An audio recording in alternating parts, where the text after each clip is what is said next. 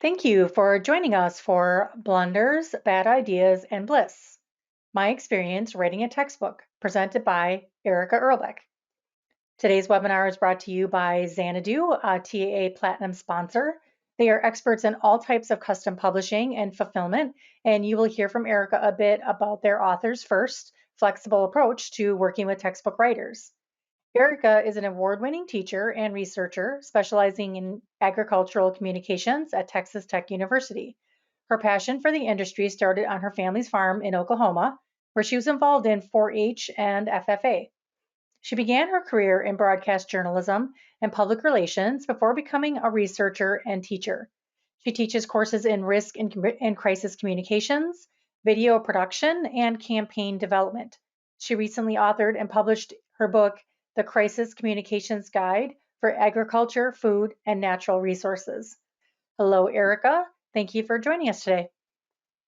Thank you so much, Kim. I'm very happy to be able to share my experience in writing a textbook with you all. One thing that I thought about as Kim was reading the introduction, there's probably some of you that don't know what agricultural communications is, so I'll give you a description in a nutshell. Agricultural communications is very similar to the mass communications field, so broadcasting, print media, public relations, advertising, marketing. We just focus in the agricultural realm. And at my university and probably about 40 other universities, it is an academic field of study. And here at Texas Tech, we have about 150 undergraduate students studying agricultural communications. So I'll jump right into the webinar. And this picture right here is one that my son took of me when I was working on my book, and he thought it was really funny that I had a pin behind each ear, one in my mouth and one in my hand, but I was color coding, so but I think it's a funny picture anyway.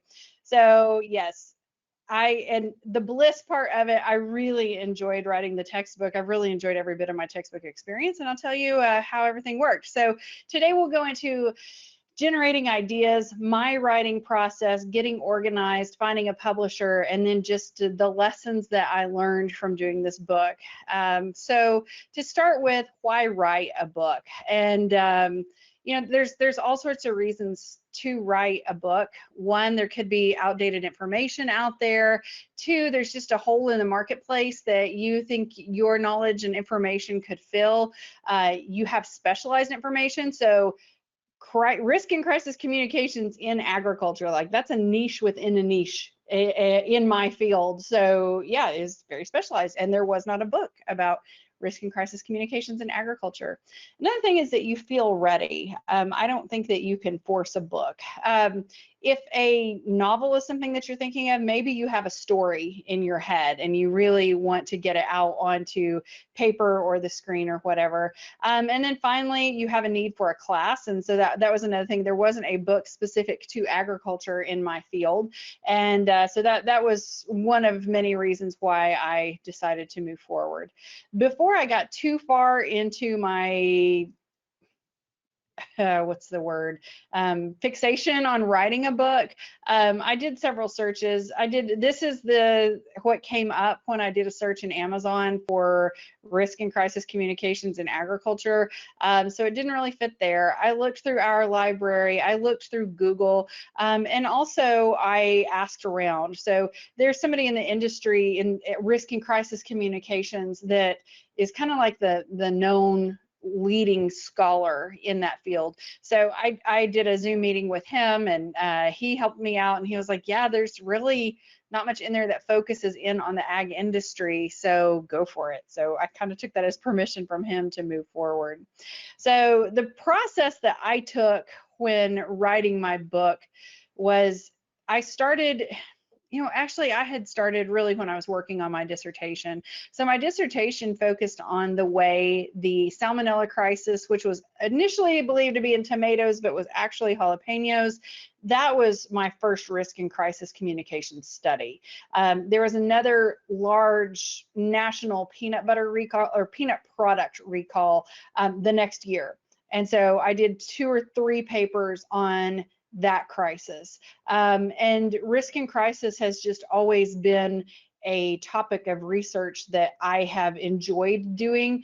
And I don't know. My son keeps asking me, why do you like to look at disasters? I don't know. It may go back to being a reporter. I don't know.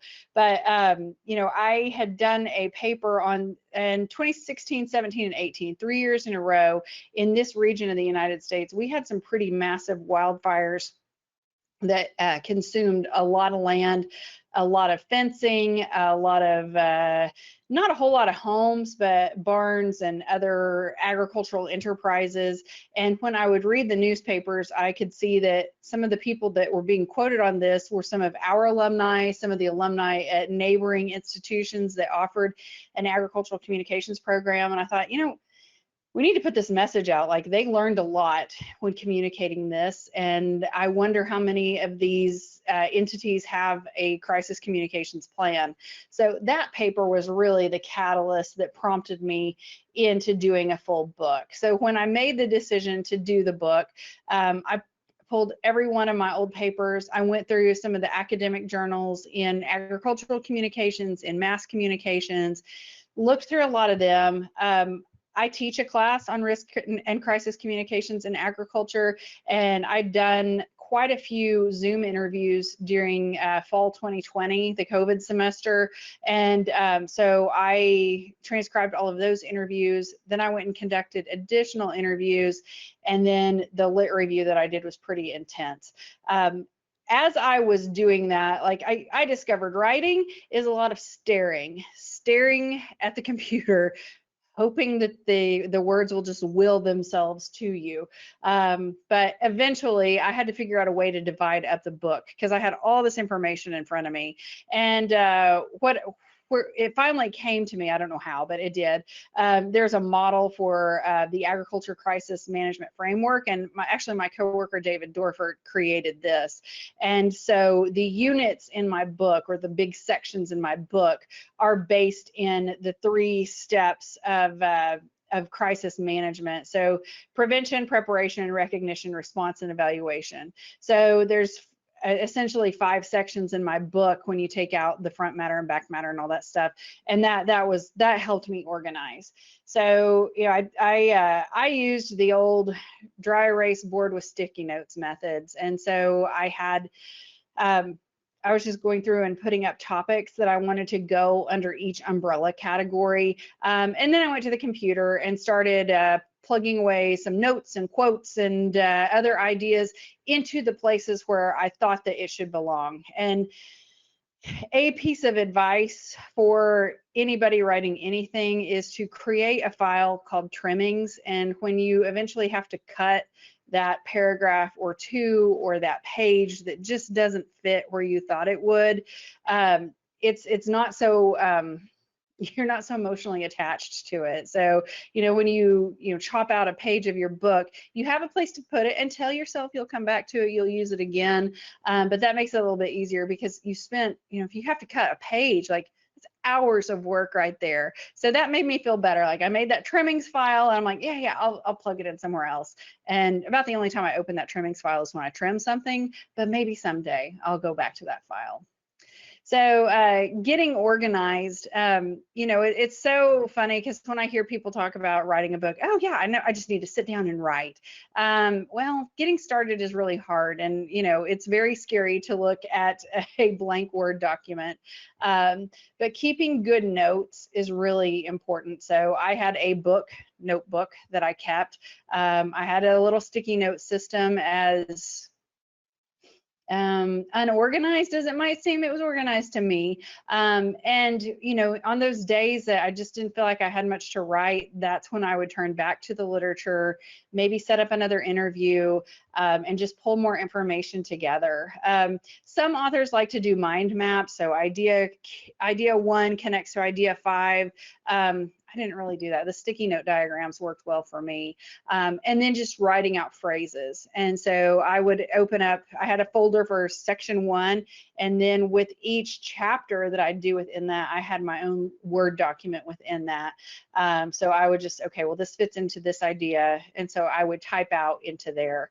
Another thing that was extremely helpful to me was that Texas Tech University has a faculty writing program. And so I joined that, and it really helped me, because for 3 hours once a week, that's all you're supposed to do is write. And that I didn't start the book in those writing groups, but I finished the book because of those writing groups. So a year ago, I was putting the finishing touches on the book and getting it ready to go to the printer.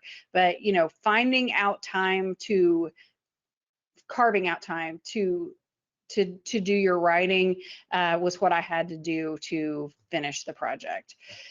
I started the book by having a faculty development leave, also known as a sabbatical, from Texas Tech.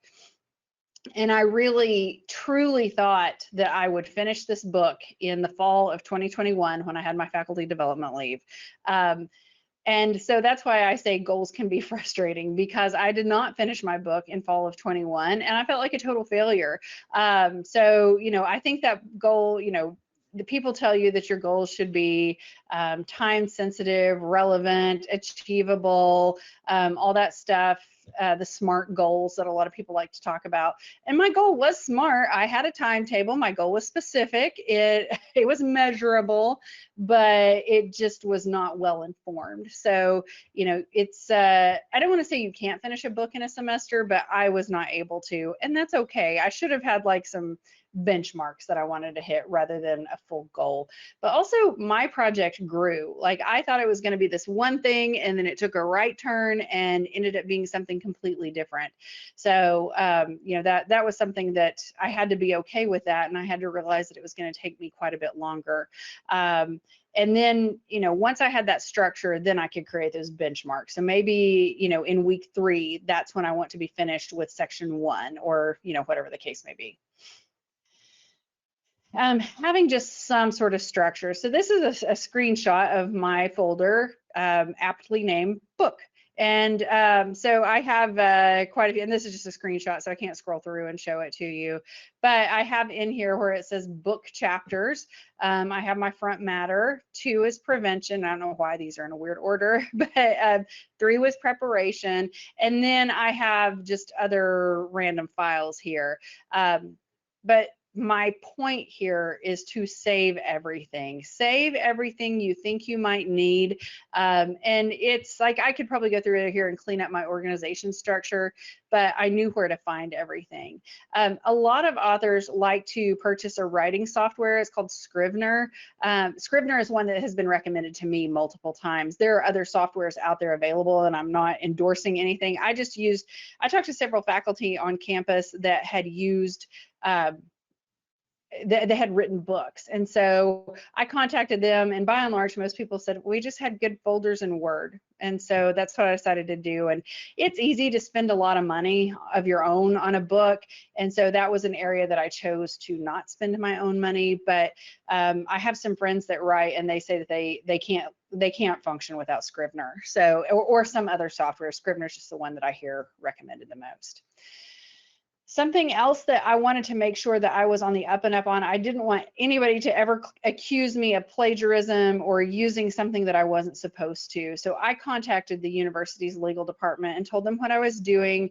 And so they helped me craft a form that I could give to anybody that I was about to interview or anybody that I had interviewed, asking if I could quote them, or I could use their quote, but not their title, use their quote, but I had several choices for them. Or don't use my interview at all, just use it for background information. So that helped quite a bit. Also, any photo that I use, any graphics, any other images that I use, I had that emailed documentation that said that I had permission to use it, or that I had paid to have permission to use it, things like that. So that's something important that I recommend that you do.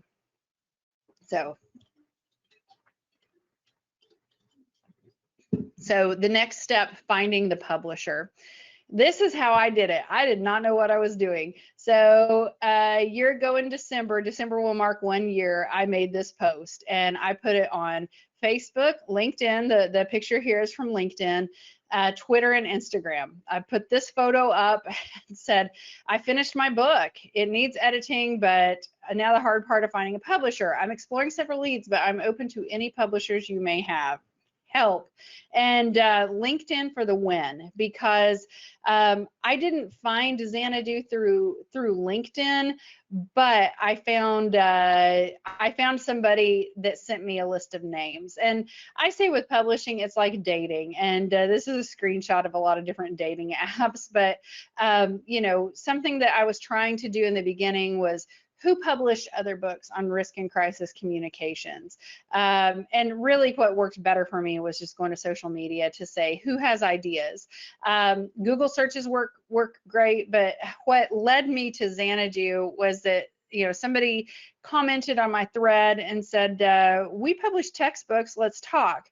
So I had a phone call with this person, and she was like, yeah, we really don't publish in the higher ed space. We're really more of a K through 12 type of publisher, but let me pull a list of names of publishers that work in the ag and forestry space in higher ed.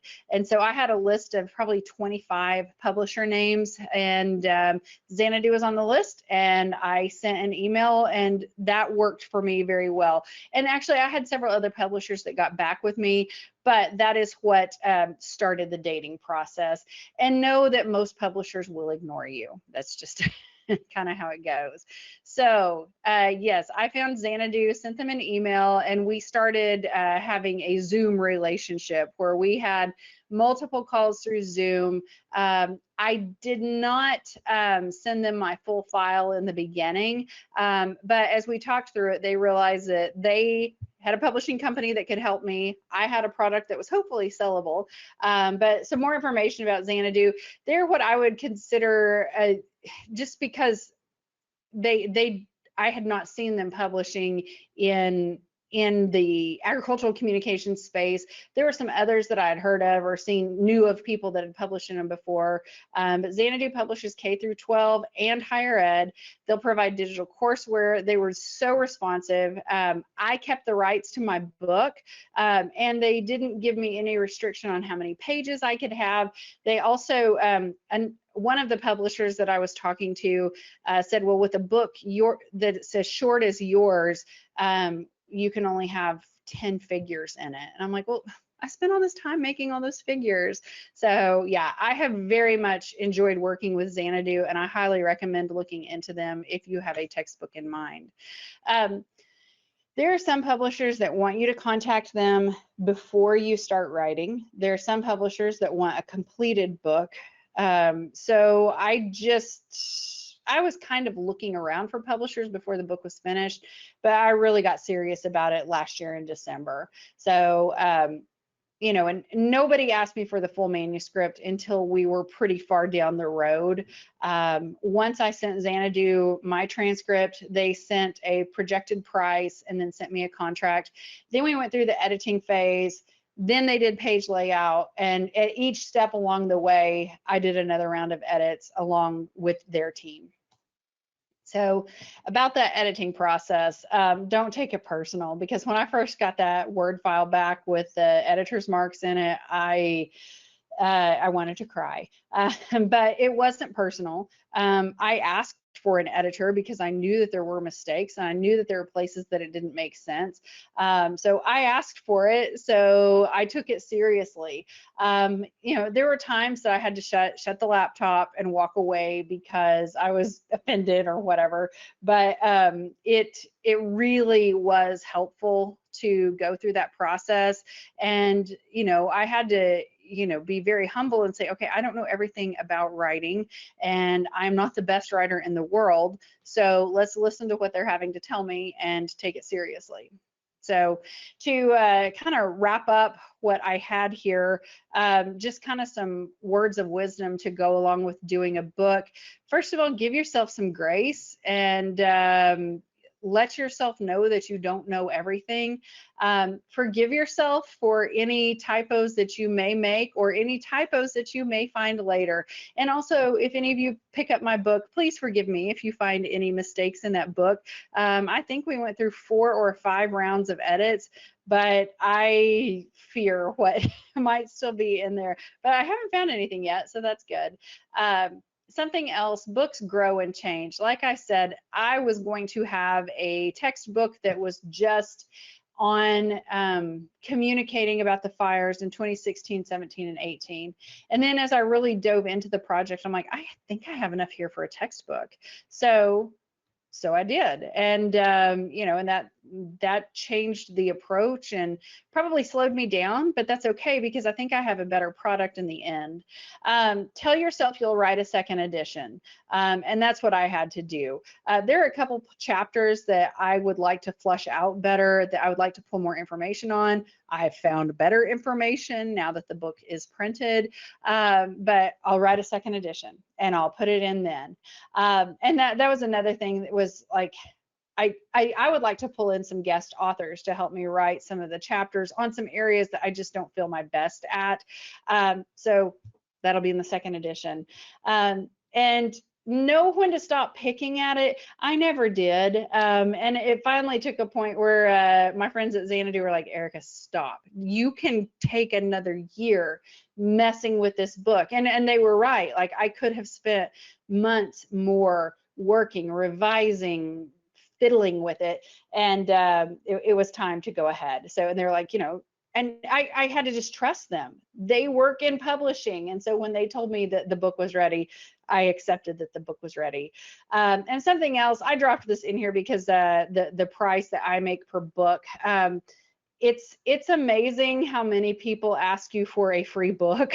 And you know, I've been pretty forthcoming to let people know, like, I only make $5 a book, and any books that I give away, I have to pay for. And that was something in the contract. I knew that up front. But you know, Xanadu has quite a bit of money wrapped up in this publication as well. And so when it comes to the paper, the page layout, the editing process, the cover, all of that, those are their expenses too. So even though these are my thoughts in the book, they have plenty of expenses in there as well. So I just wanted to be upfront with that, and I've shared that with I did another webinar, so I included that in there. So just to kind of wrap up my final thoughts here, writing a book really truly was a labor of love. Don't feel like you have to write a book unless you work for a university and you have to write one for tenure or promotion, and then get after it. But in my academic department, a book was not something that was required. So this was something I wanted to do. Doing this is not for everybody, but I absolutely loved it. I want to write more. I have a novel on a laptop that I need to do something with. So if anybody knows a novel publisher, please let me know. But like, I loved the writing process. And so I hope I'm able to do more, and just know that this is the moment that I opened up my box that had my copies of my book in there. And so that is just pure joy on my face right there. And so it can happen for you. And at this time, if you all have any questions, I'd be glad to entertain any questions that you may have. Thank you, Erica. I love that picture of you holding your book. That's terrific. So if you have questions for Erica, there is a question panel on the a section on the control panel on your screen. So go ahead and type your questions in there. I have a couple to start with. How are you helping market your book, Erica? A couple of different ways, and I need to be better at it, but I had a shift in my job responsibilities here at Texas Tech. I moved over to our academic dean's department, so I've not paid as much attention to it as I wanted to, but I'm still working on a few things. So when I can, I'll post something on LinkedIn about it. LinkedIn, Facebook, Instagram, not so much on Instagram, but LinkedIn and Facebook, I'm posting about that. Another thing that I do is I host a podcast. It's called So You Talk to Cows, because in the world of agricultural communications, I get asked that question all the time. Oh, so you talk to cows, or oh, so you talk to corn. So that's the name of my podcast, and it's about agricultural communications. And this semester, I'm focusing my content on risk and crisis communications. So at the end of every podcast, I promote the book there. And I've also booked a couple of speaking engagements. I have not done them yet, but I've booked a couple of speaking engagements in a month or two. I'll start doing that. So that'll be a way that I can, with one of them, I'm going to charge I'm doing one here at Texas Tech, and I'm going to charge a registration fee, and that will include the book. So yeah, that's another way. Right. That's great. So, what are some pedagogical elements that you're especially proud of that you've been able to incorporate into the book that make your book unique in the market? Um, it was funny because we talked about this the other day with my students because they were like, I hear you talking to us in the book. And I'm like, oh, well, good. I wanted to do that. I'm very laid back, and also I think I'm very funny, but I wanted to have a laid back textbook because there are plenty of textbooks that are really dense that are on the market, and I'm not throwing shade at anybody else's book, but I just wanted mine to be a little bit lighter, and kind of reflect my teaching style. So that's how I moved forward with the book. The book is required for my class. I know some people have some strong opinions about that, but there wasn't a book for risk and crisis in agriculture, so that's why I decided to use my book in my class. So that's another thing. Like, they have to read a chapter or two each week, maybe 3 each week. It kind of depends on the week and the content, but that's the pedagogy I'm using with this book. So, how did you organize your time in writing the textbook? Do you have like a specific office setup? Where do you write? Yeah, so it was a couple of places. In the beginning, so fall of 21, I have an office at my house, and so that's where I was able to set up and write. And in that semester, that was my domain, other than my husband's pinball machine. But that was my space, and that was my workplace. And so that was where I did fall of 21. And then spring of 22, I had my sabbatical was done, and so I had to go back to campus. I didn't get a whole lot written in spring of 22, to be honest. It just trying to get my feet back under me for the spring semester was quite a bit, and I was also had a really heavy teaching load, and I was teaching a brand new class that semester, so I didn't get anything done then. So that summer, I started picking it up a little bit more until I felt like I had the structure, the bones of the book there. And then fall of 22 is when I used the faculty writing program. So for 3 hours a week, that's all I was doing, was working on the book until I felt like it was ready to propose to a publisher. And I finished it probably like around December 1st was when I posted that post that I was done with the book.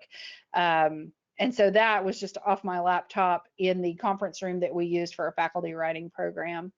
And then last spring was when I was doing edits, and that I didn't have a whole lot of stuff laid out with me. It was just going through what I'd already written, and that was wherever I could do it. So the faculty writing program, I was still working on it then. My living room in the recliner, my office at home, XYZ coffee shop. So that was just the editing process, and I didn't have a whole lot of books or literature or other screens that I needed at that time. All right. Well, thank you. Does anyone else have any other questions? If you wanted to unmute and ask Erica a question, that would be fine as well. Here, I've got one coming in. How did you determine the market need for your book, other than you not being able to find a textbook to meet your needs? That was about it. That, and then I called that professor Timothy Coombs. At the time, he was at Texas A&M. I called him, and he said that in risk and crisis communications, I think we're going toward more segmented. So, he mentioned sports crisis communications, medical crisis communications, and he was like, agriculture is in there as well and could utilize a book. So that was about it. All right. Um, Here's some comments. Great talk, Erica. Really enjoyed your easy to listen to style. So that's nice. Always nice to get some feedback. Yeah. um, would anyone else like to ask a question before um, we move on to hearing a little bit from Joyce Mueller at Xanadu about how you can author with them?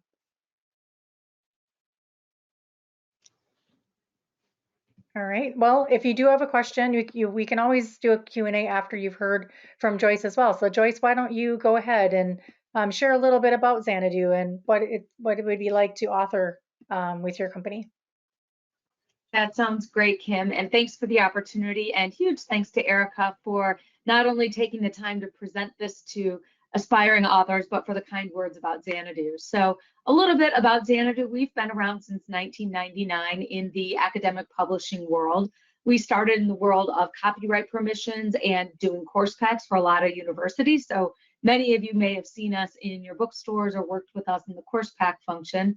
But what a lot of people don't know is that we do work directly with authors who are writing custom materials, custom textbooks, the whole gamut.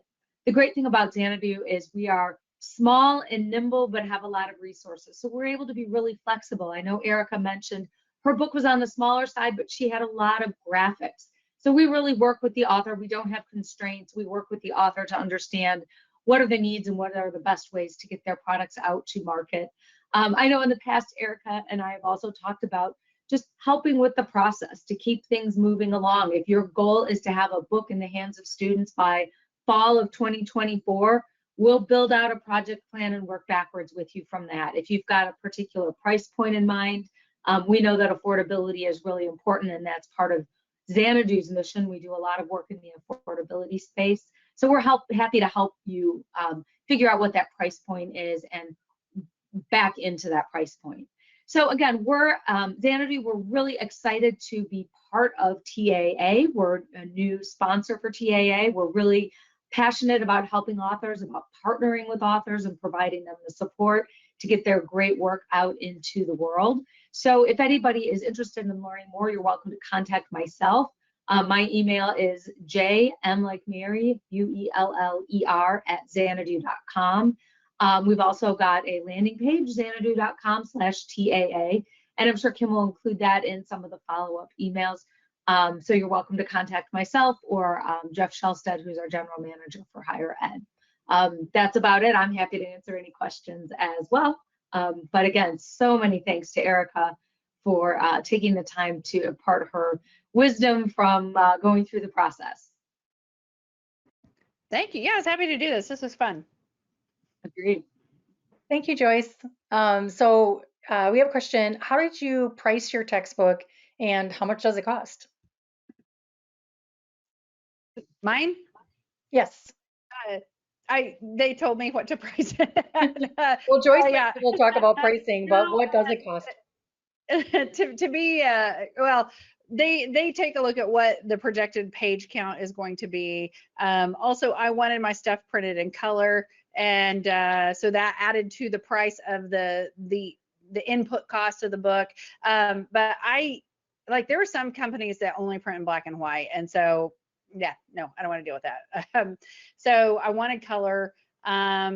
The editing process, that was their expense as well. So that all those things build into what the final price of the book costs.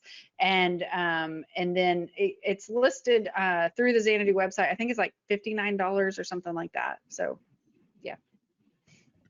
Yeah, that's a great description. I can't add anything because of the nature of custom. We'll work with you on all, and our editors are great. They've done this a million times. So they can even ask you the questions that you didn't even think of. And all of those things go into the pricing.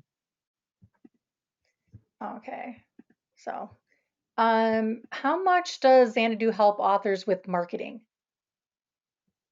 That's another really great question. So it depends on the size of the book because we don't have a huge team, but we offer a lot of things. So we'll build web pages for books like Erica's. We'll do some of this co-marketing with Erica. Typically for titles that have national reach, we'll do a couple of simple brochures. In some cases, we're working with a company or a team that just wrote a new German textbook. So we're going to go to a trade show with them and talk about the custom authoring process. And then we also offer, we've got a big relationship with Xanadu and warehousing, so we can offer e-commerce directly through the Xanadu e-commerce site, so that authors don't have to mess with credit card processing and warehousing and fulfillment and all of that.